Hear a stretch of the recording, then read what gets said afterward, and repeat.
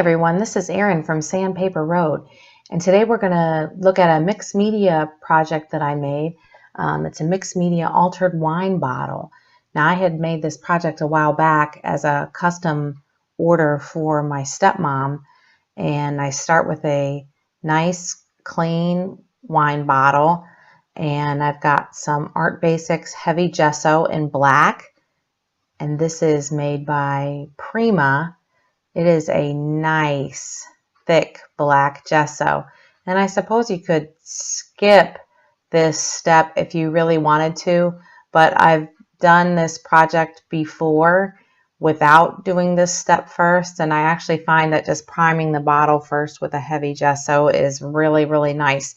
Plus then, even though this seems like an extra step, I don't have to remove the label on the wine bottle. You know, we're not putting lights in it or candles in it or anything like that. This is solely for decor. And so we're just starting by covering this whole thing in the gesso. And then we're actually going to make a paste made out of joint compound, 1 tablespoon, and some fine sand, 2 tablespoons, and then 1 tablespoon of that gold bottle, that regular tacky glue, that Aleene's tacky glue, and 1 tablespoon of acrylic paint. And I used a folk art navy blue acrylic paint because my stepmom wanted this bottle. She wanted it to be navy blue, turquoise, and silver.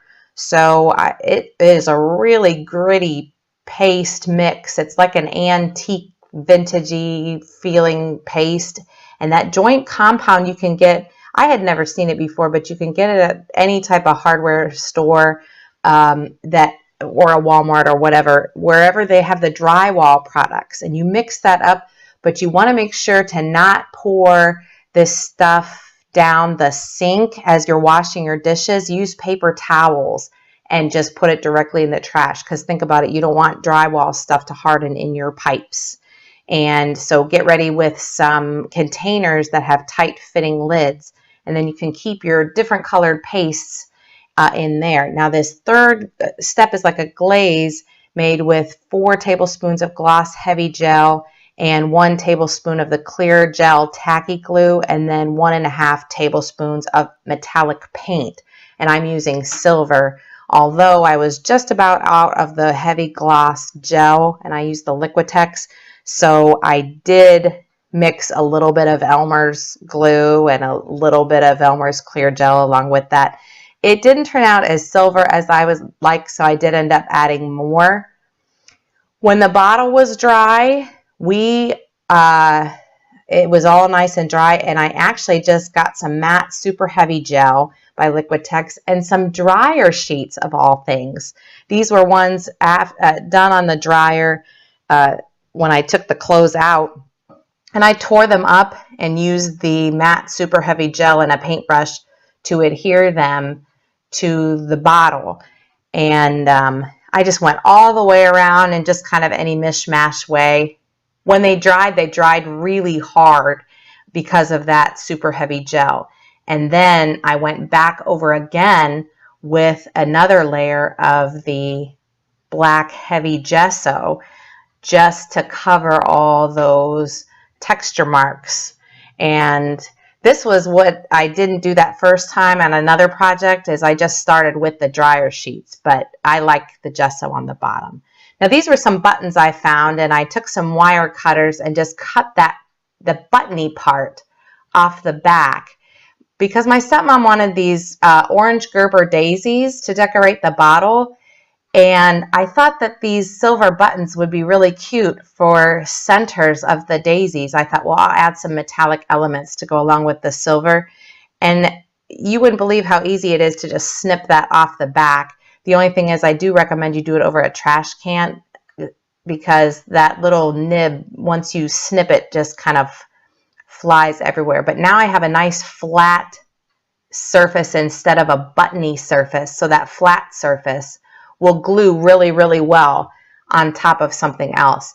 And these are just, I don't know that they're paper flowers, but they're just regular old flowers, but they were so flimsy that I felt like they needed some, I don't know, some weight. So I had this 3D matte gel by this Art Basics 3D matte gel, also by Prima. It's a transparent gel, really similar to that matte super heavy gel, but this is just a little bit stronger. And Finnabair, who's the creator of this product, she describes it as thick as Vaseline. And it worked really well to just add some strength to these flimsy flowers. So when the bottle and the gesso and the dryer sheets and all that were all nice and dry, it had the feeling of like it really just felt nice and dry and firm. And so we were ready to add the pastes. I just used little plastic. I saved the containers that when I buy razors, and I use them as paint trays. And so I put a little bit of the paste into the razor container, and I had a different brush for each of the two colors. One's a brush that I didn't really care if it got messed up or not, and I just was patting it onto the bottle. And that paste, that dark blue paste, it's really, really gritty. And when it dries, I mean, it dries hard like concrete. So make sure that you're using brushes that you don't mind if they dry out or go bad or whatever. And there's no real rhyme or reason. You just sort of do it when you just mix the colors as you go. You don't have to do one color and then wait for it to dry. Just do them both wet. I did learn the hard way, and you'll see kind of at the end of this video that I learned the hard way. But as my bottle was wet, what I should have done is at this stage of the game, I should have, after it was wet, adhered on all my embellishments, because this is a really, really strong binding agent as well. It holds everything and it dries so solid. So if I would have been smarter going into it, I would have adhered my embellishments on either with this same paste as I went along, or just done it right here or done it afterwards and use the paste as an adhesive. But that's all. You just do it pretty randomly until you like the way it looks. And then when it dries really nice and firm. And it doesn't really look like much right now, but it does. I mean, it does look kind of cool, but it doesn't really look like anything except a nice blue bottle. The only thing is you have to do these pastes first before you do that glaze. You have to wait until this paste fully dries. So then I took some Goosebumps Spray and sprayed the flowers with some Goosebumps Spray. It added a shimmer and some strength. Then while everything dried at once, I let everything dry overnight. This bottle, you can feel the texture. Well, you can't feel it, but it's like concrete, and it's got a really, really neat, hard, firm texture to it and feeling, and it turned out really nice and strong. And then this is the silver glaze that we made, and again, a different brush. And when you're washing your tools, your brushes, your bowls, your spatulas, do not let anything go down the sink. Do it right into a trash bucket or something, or a trash can. And I'm just randomly putting on the glaze just over top every here and there. And to be honest, I wasn't exactly sure if I liked the silver. I think that for me, I might have liked it in gold better. Of course, at this point, you can't really tell that everything you see that looks whitish there actually dries clear, leaving the silver paint behind. So it does end up making a nice effect. For me personally, I think I would have liked gold better. Then I used more of that while that was drying.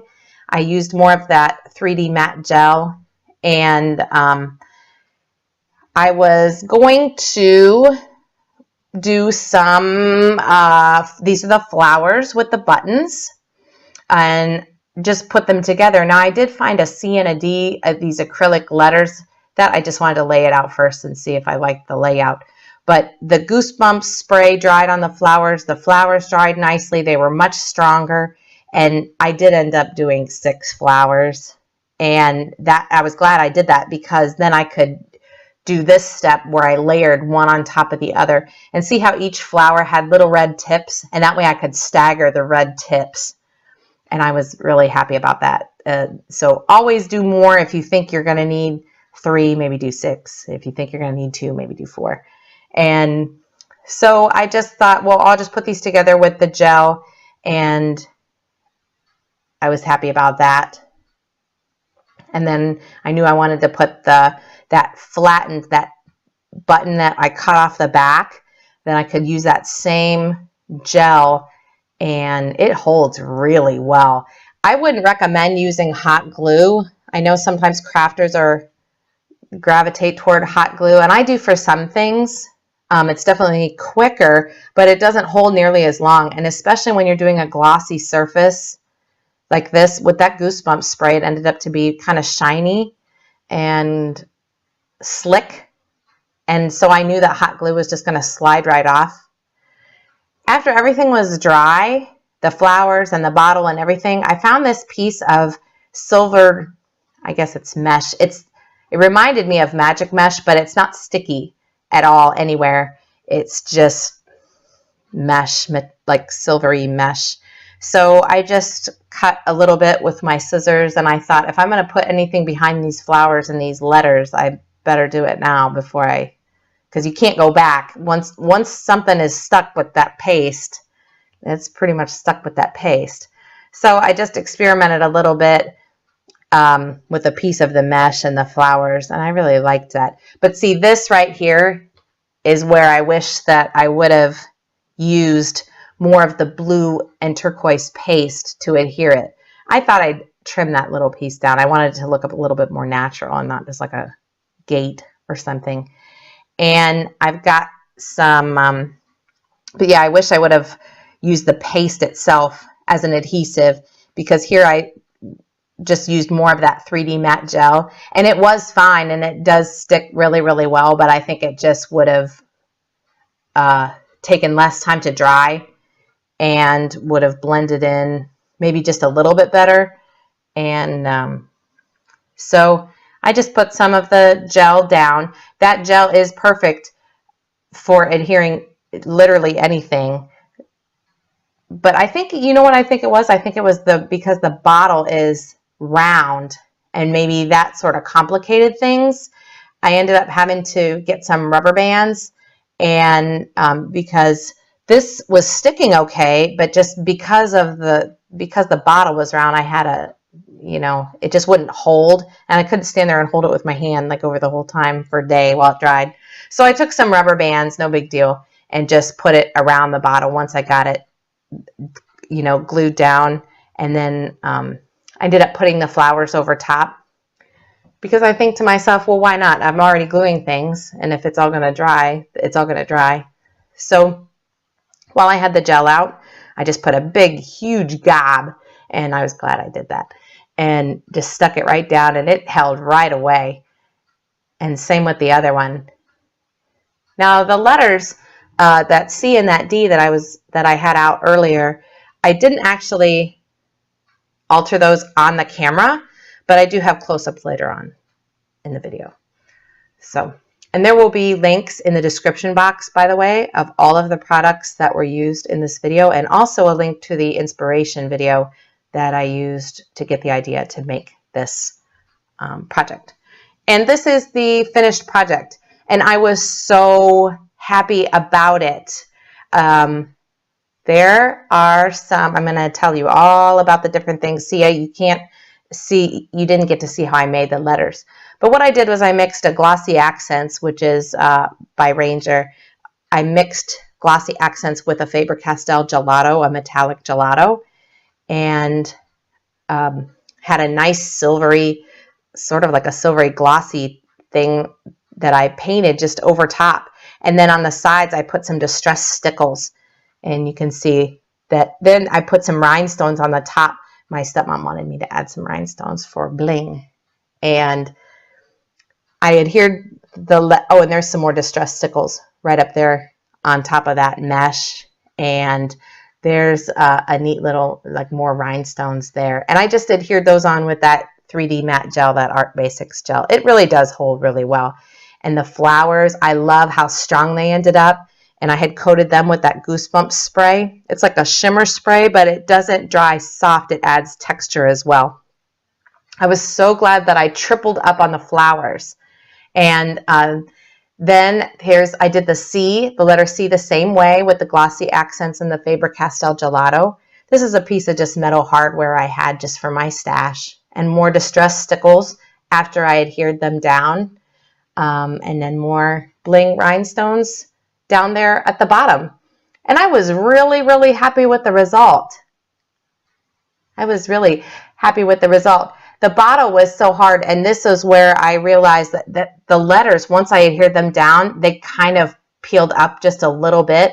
So I went back and used the paste to adhere the letters down better.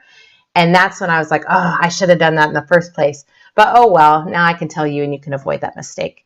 So thanks so much for tuning in. It has been really, really fun to show you this project. Now, this was a custom order, and I do some custom order work out of my Etsy shop, this Sandpaper Road on Etsy. And so if you're interested in having something made, just send a conversation or check out my Etsy shop and you'll be able to see.